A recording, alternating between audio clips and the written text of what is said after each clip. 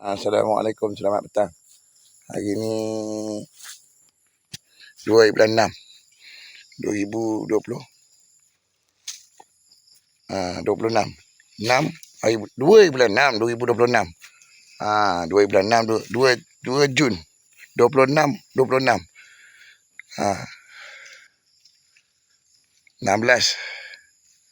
Zulhijjah 1447 Hijrah. Ini ada Ponzis. Ini ada satu nak maklumkan ke seluruh rakyat Malaysia ni pasal Ponzis Lebai Rahim ni, Ponzis Odeng ni.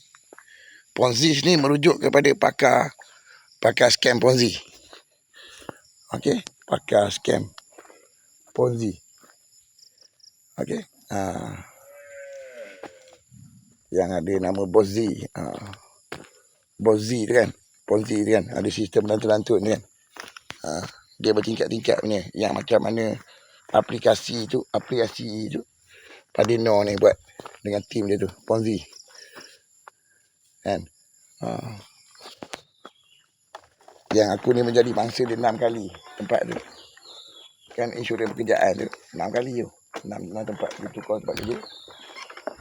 Buat sambil kita buat niaga dekat situ. Hilang semua. Dalam sistem Ponzi dia. Dia dalam maksud punya laboratorium. Operasi laboratorium.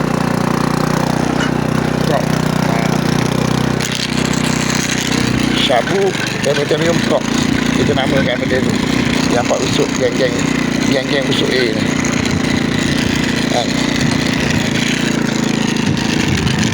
Syabu laboratorium Prop. Dinamakan operator Mak Syabu tempatan ni.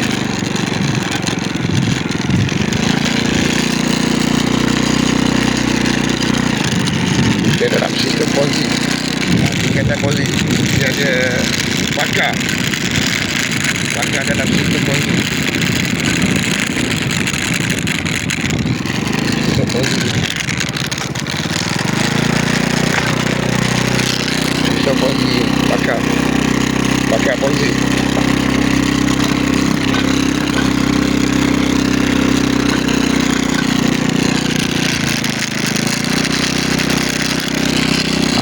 Jadi sistem Ponzi yang Lebai Rahim ni untuk amankan dalam sistem ritual kan. Ritual keagamaan tu kan. Dia pakai Ponzi kan dengan order ni kan.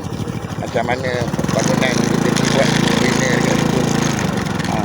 Kita dapatkan kebenaran yang berada-berada tu. Lepas tu dia gambar kita ni tak jumpa dengan kawan tu.